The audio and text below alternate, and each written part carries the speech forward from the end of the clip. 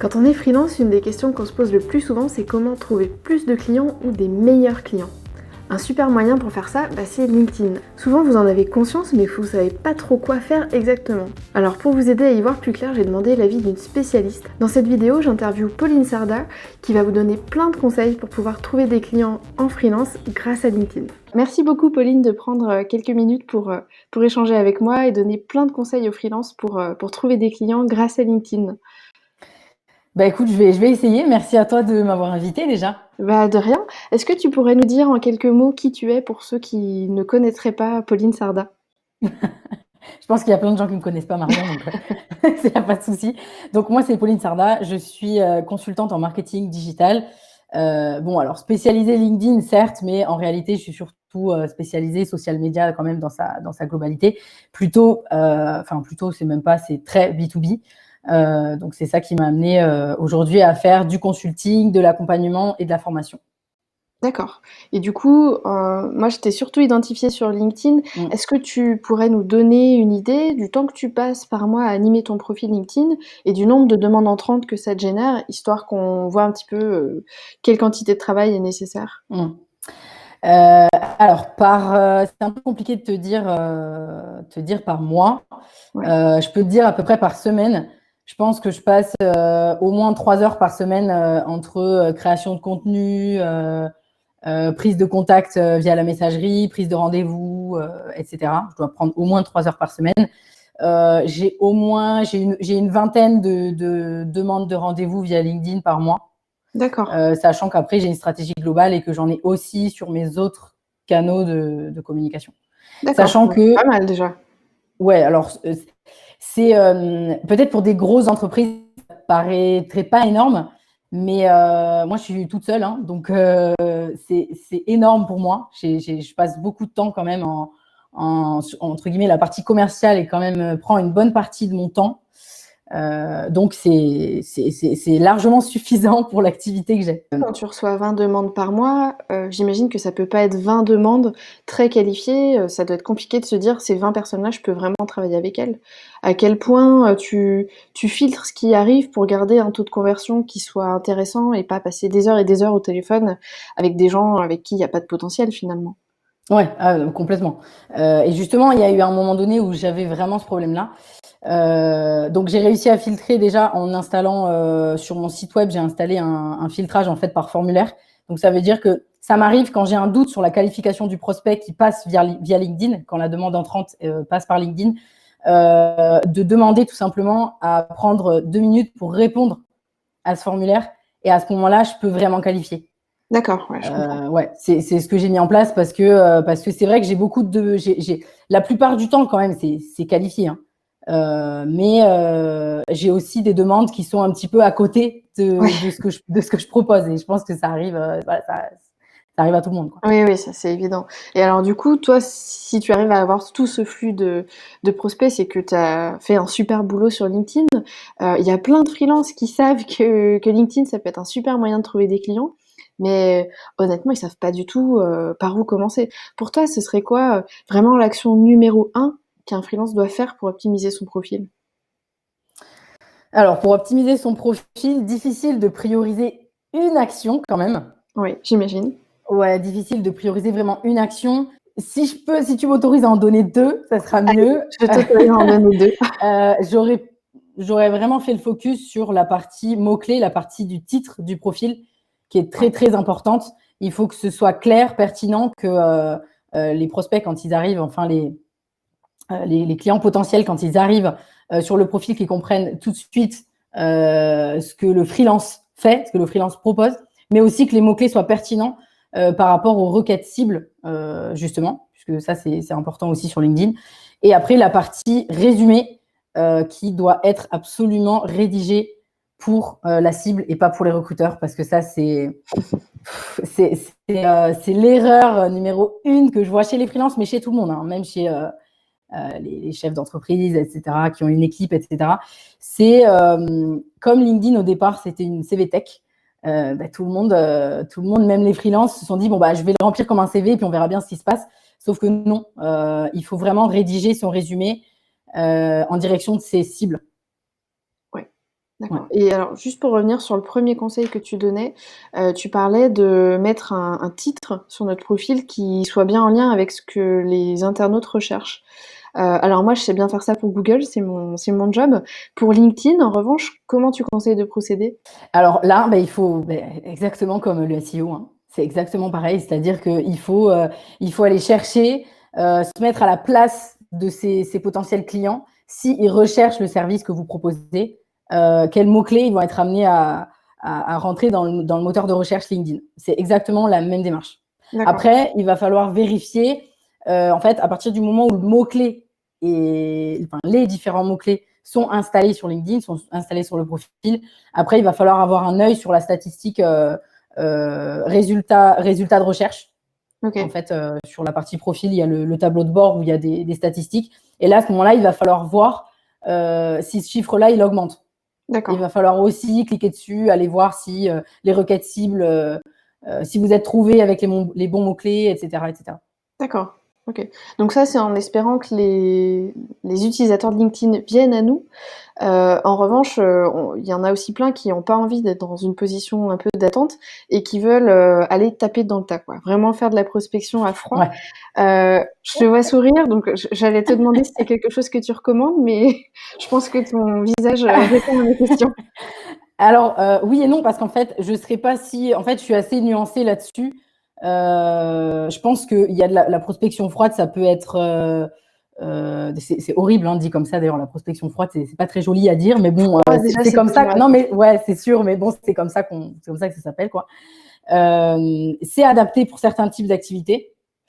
Et pour le coup, la prospection, c'est absolument pas ni ma tasse de thé, ni ma spécialité. Donc, ça veut dire qu'on parlait tout à l'heure de qualification de prospect. Ça m'arrive d'avoir des demandes d'accompagnement sur de la prospection pure, ce que je ne fais pas parce que voilà, ça me plaît pas, c'est pas ma spécialité. Et à ce moment-là, je renvoie souvent vers j'ai des contacts de confiance entre guillemets, des partenaires. Je renvoie le client à ce moment-là s'il a besoin vraiment de prospecter. Mais sinon, de façon générale, c'est pas mon truc. C'est adapté sur certaines activités, mais je pense quand même que c'est quand même une technique d'approche qui se raréfie quand même, hein, je pense. On n'est Ouais. plus dans. Les gens, ils veulent plus de la prospection froide, quoi. Même Donc, si, encore une fois, il y a quand même des activités où il y en a, elles vivent que de ça, hein. Il y en a, elles peuvent pas vivre certaines de la création de contenu. ouais, je suis assez d'accord. Bah, pour ceux que ça intéresse, parmi les partenaires de Pauline, je pense que tu fais notamment allusion à Aurélien Vezani, Ouais, c'est ça. qui a été interviewé sur la chaîne. Donc, quand vous aurez fini de regarder cette interview, vous pouvez aller regarder quelques vidéos en arrière, découvrir les conseils d'Aurélien sur la partie prospection. Ok, donc plutôt inbound sur ton approche et pour Mm. certaines activités, arriver à trouver des techniques de prospection froide qui puissent fonctionner sans être trop agressives. Ouais, exactement, c'est ça. Et alors, il y a une autre question qu'on me pose parfois, qui concerne l'abonnement premium. Parfois des freelances me disent: «Est-ce que ça vaut le coup de le prendre ou pas?» C'est quoi ton avis sur cette question?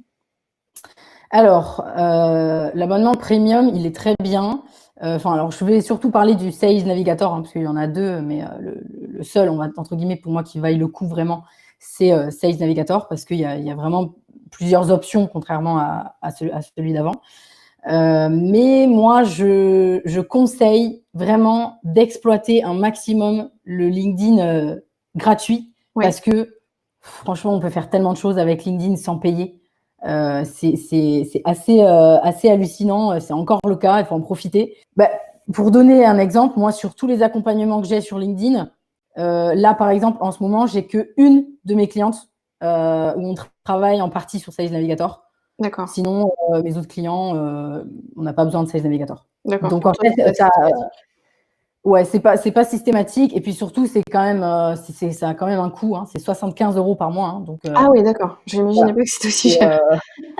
c'est pas donné non plus, sachant que non seulement c'est pas donné, mais en plus de ça, on peut faire vraiment plein de choses et réaliser ses objectifs sans Sales Navigator. Sales OK. Navigator, par contre, d'ailleurs, faudrait que j'aille voir Aurélien pour lui demander, puisque c'est quand même très adapté pour le coup pour la prospection pure. OK. Par contre, là, c'est vraiment fait pour ça. Donc en gros, un freelance, il peut trouver quelque chose de plus intéressant à faire avec 75 € par mois, et exploiter LinkedIn, au maximum sur ses fonctionnalités gratuites. Ouais, ouais, ou en tout cas, il faut au moins d'abord pousser à fond et exploiter à fond LinkedIn gratuit. Et puis, à la limite, une fois qu'on envoie ses limites, justement, à ce moment-là, on passe peut-être sur du premium. Sachant que ça pose quand même plusieurs questions. C'est bien connaître sa cible, enfin, etc. Parce que si on ne connaît pas toutes ces questions, et moi je le vois, hein, j'accompagne beaucoup de freelances qui ne connaissent absolument pas leur cible. En fait, au final, ils s'adressent un petit peu à la planète entière, hein, mais c'est très, ça revient beaucoup.